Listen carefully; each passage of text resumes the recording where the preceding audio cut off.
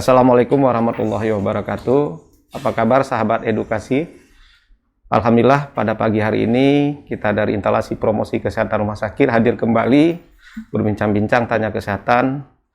Yang pada hari ini kita akan berbincang tentang materi glukoma si pencuri penglihatan. Sahabat edukasi, pada hari ini kita sudah hadir pemateri yaitu Dr. Yulia Puspitasari, SPM, konsultannya. Baik, kita sapa dulu pemateri kita. Assalamualaikum dokter. Waalaikumsalam. Gimana dokter kabarnya hari ini? Alhamdulillah sehat. Ya, dokter kita ini adalah salah satu dokter spesialis mata di Rumah Sakit Dr. Zainul Abidin, konsultan glukoma. Jadi berbincang-bincang kita hari ini adalah tentang glukoma si pencuri penglihatan. Mungkin kalau kita dengar memang bahasanya agak ini ya dokter ya, si pencuri penglihatan. Jadi agak menyeramkan. Iya, ternyata glukoma ini bisa mencuri penglihatan seseorang, bahkan juga mungkin dari usia, tidak memandang usia gitu dokter ya. Iya betul. Nah, nanti mungkin materinya akan kita tanyakan ke pemateri kita, kepada dokter Yulia. Mungkin dokter, apa sih yang dimaksud dengan glukoma sebagai si pencuri penglihatan ini? Terima kasih Pak Suparman. Salam sehat sahabat edukasi. Pada kesempatan pagi hari ini saya mendapat kesempatan untuk sharing sedikit tentang masalah glukoma si pencuri penglihatan. Jadi mungkin maksud glukoma si pencuri penglihatan ini adalah glukoma itu sendiri adalah penyakit yang menyerang saraf mata yang menyebabkan kebutaan yang bersifat irreversible, artinya tidak dapat diperbaiki atau permanen. Istilah glukoma si pencuri penglihatan itu dimaksudkan karena pada saat pasien datang ke dokter, itu glaukomanya sudah dalam tahap moderate sampai severe atau dalam tahap sedang sampai berat. Jadi pada awalnya penderita atau pasien yang menderita glaukoma mungkin tidak sadar bahwa penglihatannya itu sudah berkurang oleh karena penyakit glaukoma. Begitu Pak Suparman. Baik, menarik sekali kita lihat bahwa glukoma ini akan menyerang penglihatan pada mata seseorang dan akan bisa menimbulkan kebutaan. Mungkin dalam hal penyebabnya dokter, ini apakah penyebabnya ini ditularkan atau bawaan sejak lahir, atau ada penyebab lain yang bisa menyebabkan glukoma ini dokter? Ya, jadi penyebab glukoma itu sendiri ada yang primer, ada yang sekunder Pak Suparman. Jadi kalau primer itu biasanya karena genetik ya, karena kongenital ya, karena bawaan lahir. Sedangkan yang sekunder itu bisa terjadi karena penyakit-penyakit lain ya, karena trauma juga atau karena pemakaian obat-obatan dalam jangka panjang. Ya. Berarti penyebabnya bisa dari primer dan sekunder, berarti dari bawaan bisa, kemudian juga bisa disebabkan oleh adanya penyakit penyerta yang lain sehingga dapat mencuri penglihatan tadi dokter. Baik dokter. Mungkin dari segi kelompok umur yang paling banyak kasusnya terhadap glukoma si pencuri penglihatan ini gimana? Ya, mungkin kalau kita sebut di bagian kesehatan itu mungkin faktor resiko ya Pak Suparman ya. Mungkin faktor resiko penyakit glaukoma itu memang kebanyakan terjadi pada usia 40 tahun ke atas, tapi tidak menutup kemungkinan terjadi juga pada anak-anak ya.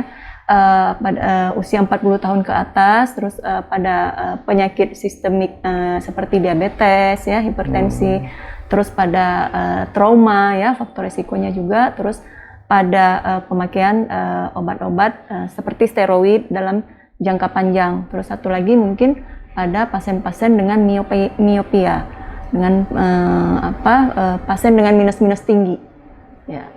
Berarti pada kelompok usia dewasa tua gitu iya, yang betul, paling banyak tahun terjadi. ke atas. Mungkin sekilas kita lihat kan pada remaja dan pada juga bukan remaja saja, dari mulai anak-anak sampai remaja, kemudian juga orang tua itu sekarang kan zaman milenial nih dokter. Ya, jadi betul. Semua serba elektronik gitu. Jadi ada nggak pengaruh terhadap seseorang itu apabila dia memang intens sekali dengan menggunakan HP itu, apa ada ada juga pengaruh terhadap glaukoma gitu. Betul. Jadi pemakaian gadget ya seperti HP dan laptop dalam jangka lama, apalagi kita sekarang ini sedang musim WFH atau daring ya, segala macam online semuanya. Jadi pemakaian gadget itu tidak bisa dihindari, memang sangat intens untuk pemakaiannya, terutama pada anak-anak usia sekolah ya, atau pada orang kantoran. Nah, kelainan yang dapat ditimbulkan dengan pemakaian gadget ini mungkin pada mata itu seperti istilahnya computer vision syndrome ya, atau bisa terjadi kelainan refraksi karena mata lelah. Jadi hubungan langsung dengan glaukoma sebenarnya tidak ada. Jadi kalau memang dia nanti ada bawaan pemakaian kacamata minus tinggi, mungkin itu adalah salah satu faktor resiko akan terjadinya glaukoma, begitu Pak Suparman. Mungkin dokter, mungkin para sahabat edukasi juga perlu mengetahui bahwa gejala awal atau tanda-tanda daripada glaukoma ini apa? Ada tanda-tanda awal sebelum kita dideteksi sebagai bahwa mata kita itu sudah terkena glaukoma gitu. Ya. Seperti saya katakan di awal tadi, bahwa glaukoma itu ada yang primer, ada yang sekunder. Nah, primer dan sekunder ini juga ada akut dan kronisnya. Nah, pada pasien-pasien dengan glaukoma akut itu akan menunjukkan gejala tekanan bola mata yang tinggi, biasanya di atas 30 ya, terus penglihatannya buram, terus nyeri kepala, bahkan yang paling ekstrim bisa terjadi mual dan muntah. Nah, pada pasien-pasien dengan perjalanan penyakitnya yang kronis, biasanya seperti pada glaukoma sudut terbuka, itu biasanya primer, itu biasanya dia tidak menunjukkan gejala Pak Suparman. Jadi pasien datang ke kita, penderita datang ke kita, tiba-tiba matanya sudah penglihatannya sudah sangat menurun. Itulah yang kita maksud dengan si pencuri penglihatan. Oh gitu. Ya. Dia tanda-tandanya berarti penglihatan sudah mulai kabur, kemudian juga ada tekanan bola mata ya, pemeriksaannya. Betul, ya. Mungkin yang ada hubungan nggak dok dengan kadang-kadang kan kita lihat bola mata seseorang itu agak menonjol itu, ada nggak hubungan dengan glaukoma itu dok? Iya.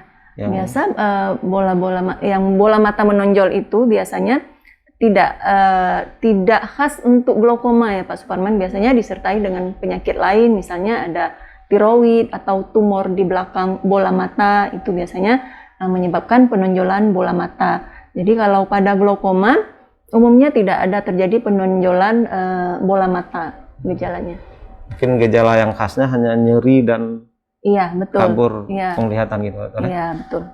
Penurunan penglihatan. Kalau kabur penglihatan kan juga ada kaitan dengan ini dokter, katarak gitu. Betul, jadi itu berbeda nggak kabur dengan akibat glaukoma dengan katarak gitu dokter?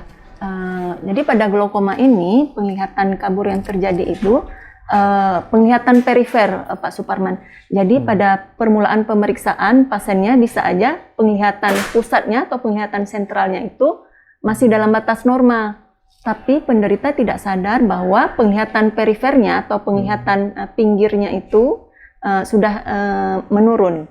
Jadi itulah ciri khas glaukoma. Jadi begitu diperiksa pasiennya bisa aja penglihatan sentralnya itu masih dalam batas normal. Jadi memang glaukoma ini sangat perlu pemeriksaan selanjutnya.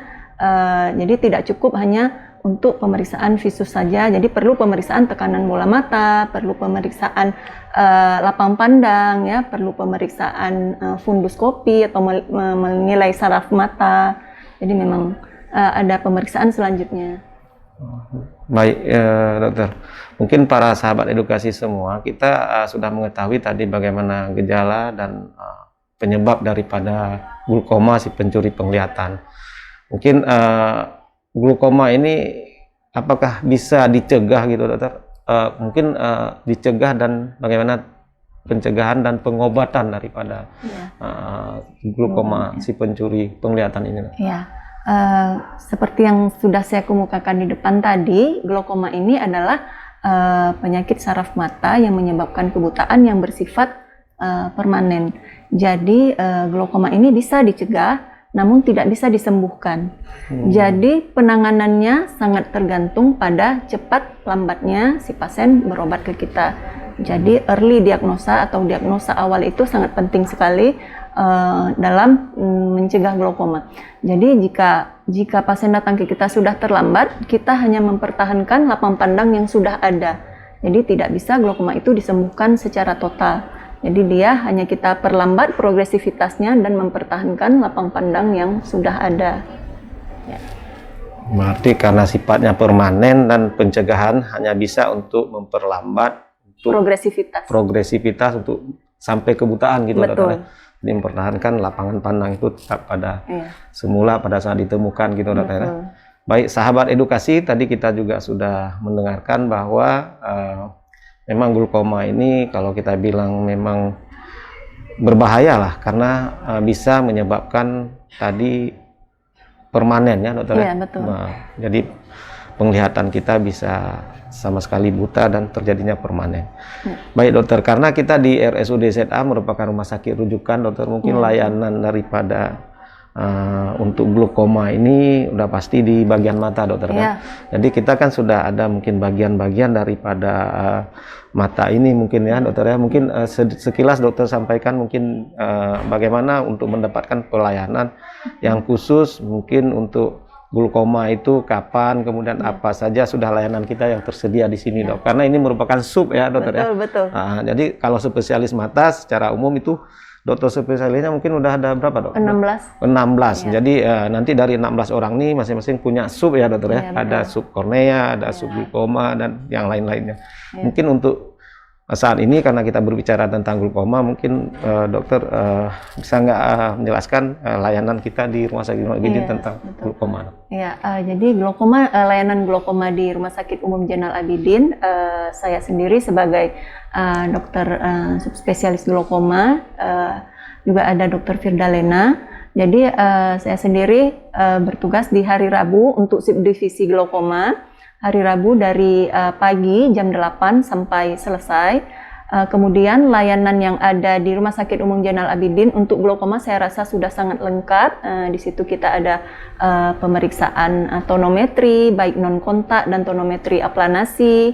Kemudian ada pemeriksaan funduskopi, foto fundus, pemeriksaan orgonioskopi, juga ada pemeriksaan OCT. Jadi pemeriksaan lapang pandang juga sudah ada. Jadi memang alatnya sudah canggih-canggih Pak Suparman.